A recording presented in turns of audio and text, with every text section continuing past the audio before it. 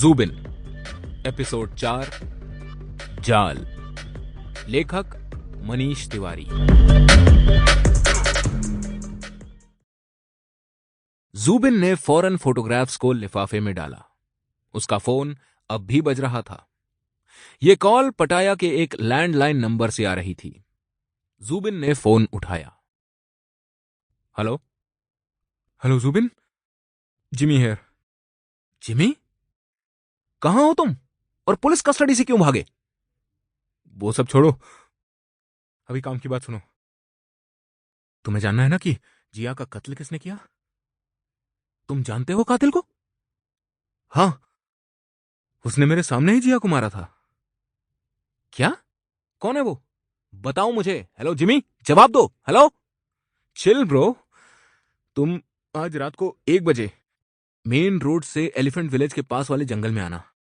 हाँ, जहां तुम्हें नो हॉकिंग का पहला साइन बोर्ड दिखेगा ना, वहीं अपनी कार पार्क करके राइट साइड को जंगल के अंदर पैदल चले आना।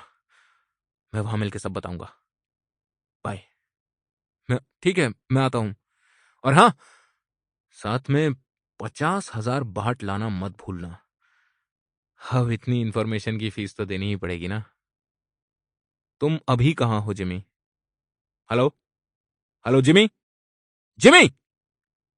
अपने सवाल के बदले में ज़ूबिन को फोन की एंगेज्ड टोन सुनाई दी।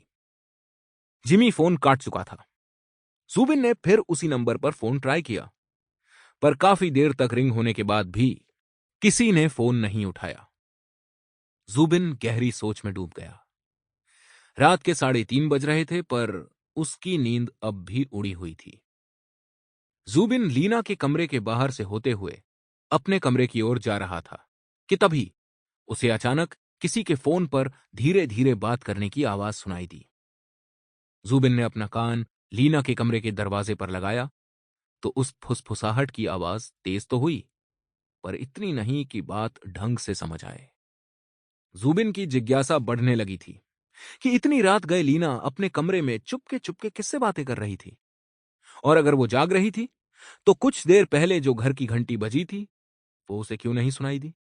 और अगर वो जाग रही थी तो कुछ देर पहले जो घर की घंटी बजी थी वो उसे क्यों नहीं सुनाई दी? ज़ूबिन इन सब सवालों में उलझा ही जा रहा था।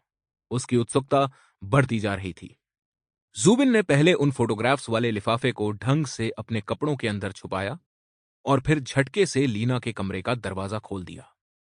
उसने देखा कि लीना अपने बिस्तर पर लेटे हुए Sample complete. Ready to continue?